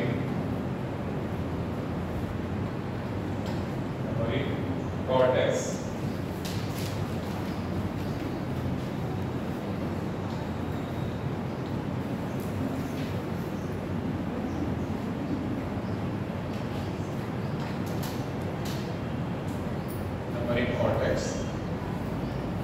नंबर दो मेड्यूला, और जिसको हिंदी में लिखना सेम इसको हिंदी में लिखो pelvis. Cortex, medulla, pelvis. Cortex, medulla, pelvis.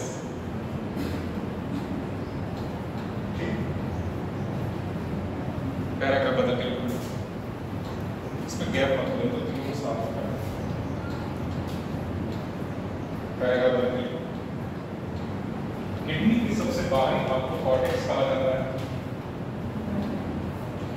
Kidney के सबसे बाहरी भाग को कॉर्टेक्स कहा जाता है।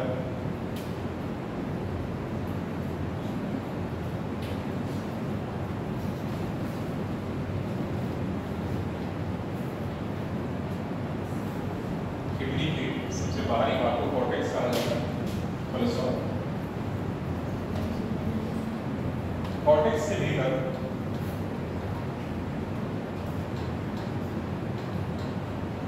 कॉर्टेक्स के भीतर मेडुला स्थित होता है। मेडुला, कॉर्टेक्स के भीतर मेडुला स्थित होता है, जो कि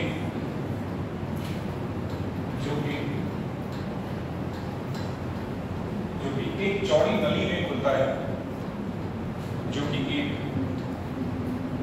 चौड़ी नली में खुलता है,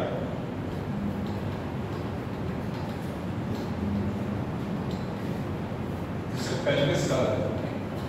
जो कि एक चौड़ी नली में खुलता है, जिसे पेल्विस कहा जाता है।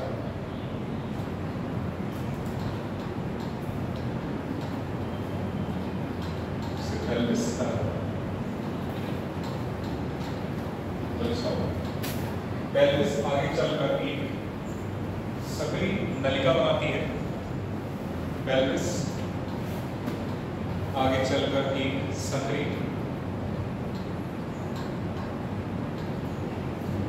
नलिका बनाती है,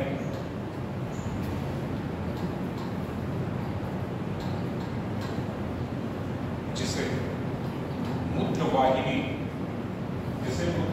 ब्रैकेट में यूरेटर,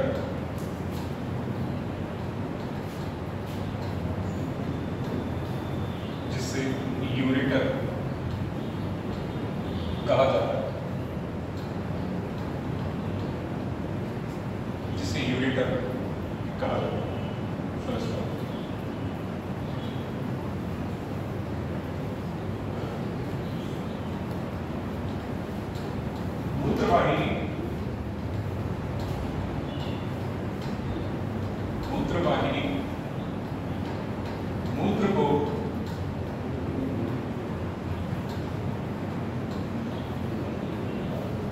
मूत्रवाहिनी मूत्र को किडनी से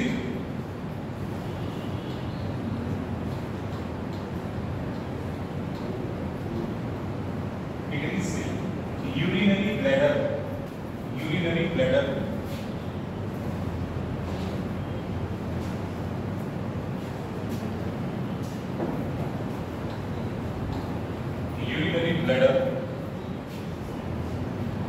में पहुंचाती है।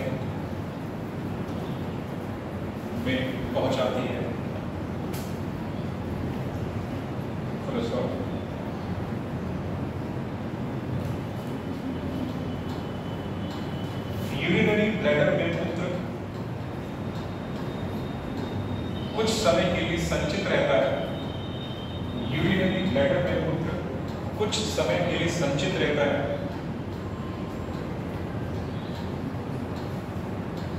तथा इसके पश्चात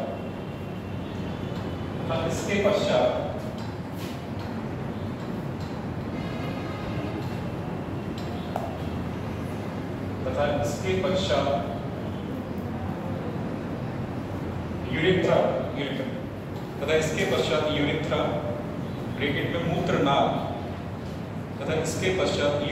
ब्रैकेट में मूत्रनाल के द्वारा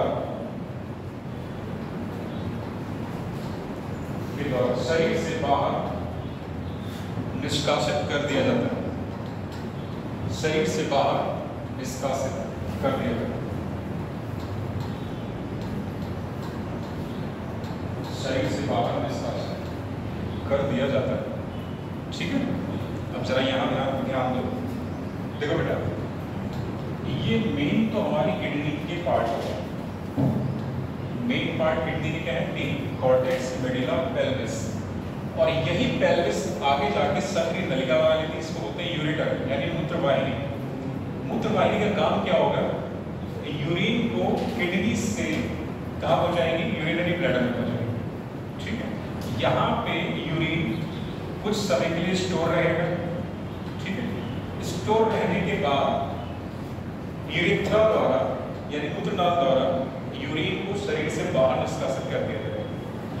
बस समझ आ रही? तो ये पूरा एक ओवरऑल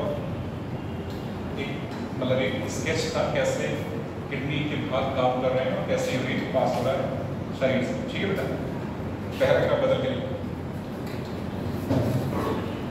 पैराग्राफ बदल के छोटा सा हेडिंग करो, नेफ्रॉन। हेडिंग करो नेफ्रॉन, इस तरीके से नेफ्रॉन।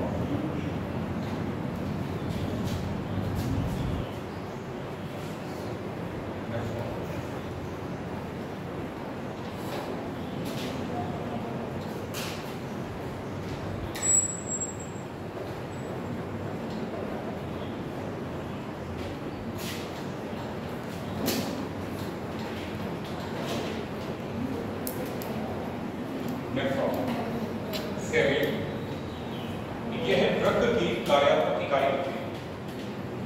यह रक्त की कार्यात्मक इकाई होती है।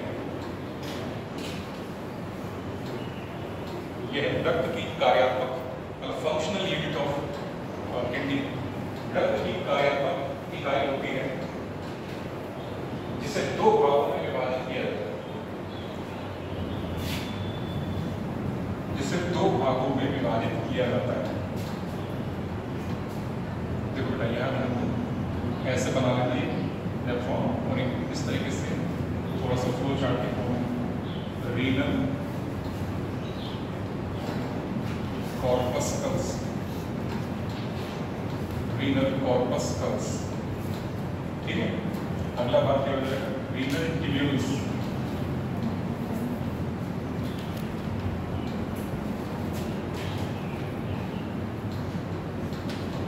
रीनल का मतलब किडनी यानी किडनी से संबंधित। रीनल का मतलब है किडनी यानी किडनी से संबंधित। ठीक है, चलो इसको दोबारा दो भागों में बांटा जाता है, जिसका पहला भाग है बोवेन्स कैप्सूल। ठीक, यहाँ बोवेन्स कैप्सूल।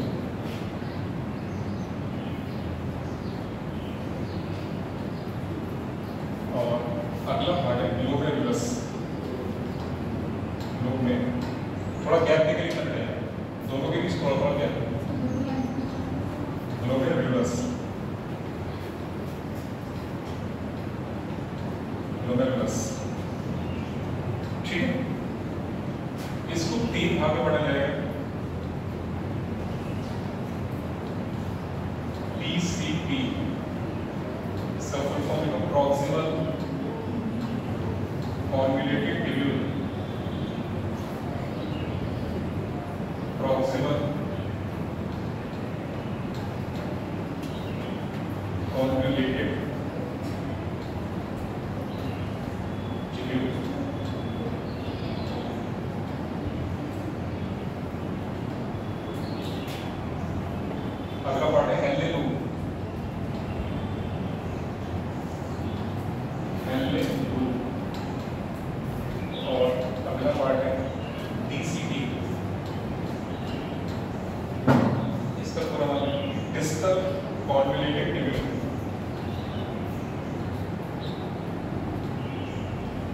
Distal convoluted tube.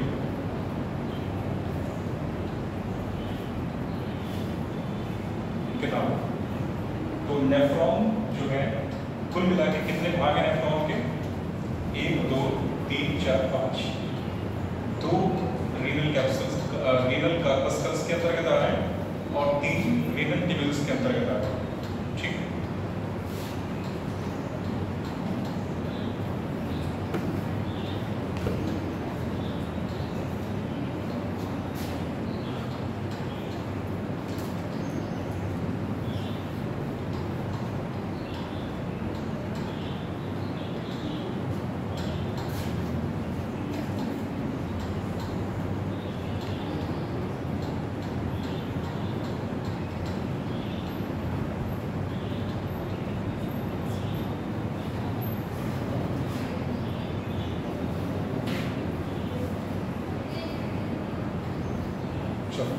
कई बोवेंस कैप्सूल क्या काम करता है?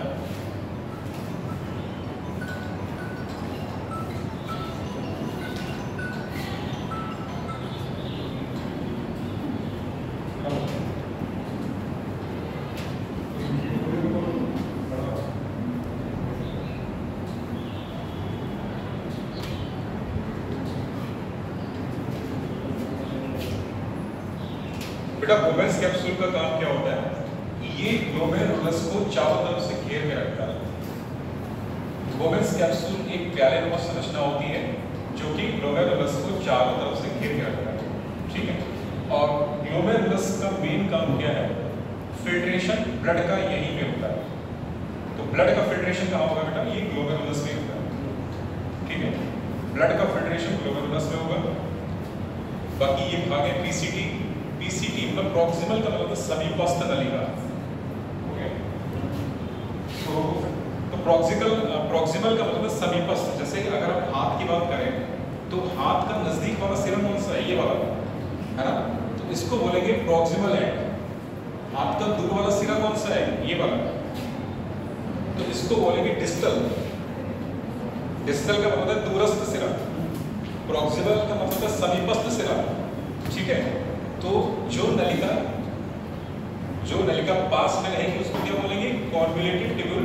और वो कौन सी है? Proximal convoluted tubule. जो नलिका दूर रहेगी उसको बोलेंगे distal convoluted tubule. Henle loop. ठीक है, ये भी नलिकाओं का एक गुच्छा होता है जिसकी खोज करता कौन है? हेनले। हेनले एक साइंटिस्ट का नाम होता है। ठीक है, हेनले कौन है? वैज्ञानिक। तो इन्होंने इस तरीके से कुछ नलिकाओं का एक लूप बन जाता है, ये इस तरीके से, तो इसी को बोला जाता है हेनले लूप। ठीक है, इसको बोलते हैं हेनले लूप। लूप का मतलब छल्ला। लूप का मतलब क्या हो जाएगा? छल्ला। ठीक है, तो एक नलिकाओं का एक छल्ला बन गया जिसको क्या बोलते हैं? हेनले लूप का नाम। ठीक है, तो अभी फिलहाल इतना ही रखते हैं, इसके बाद हम कर सकते हैं।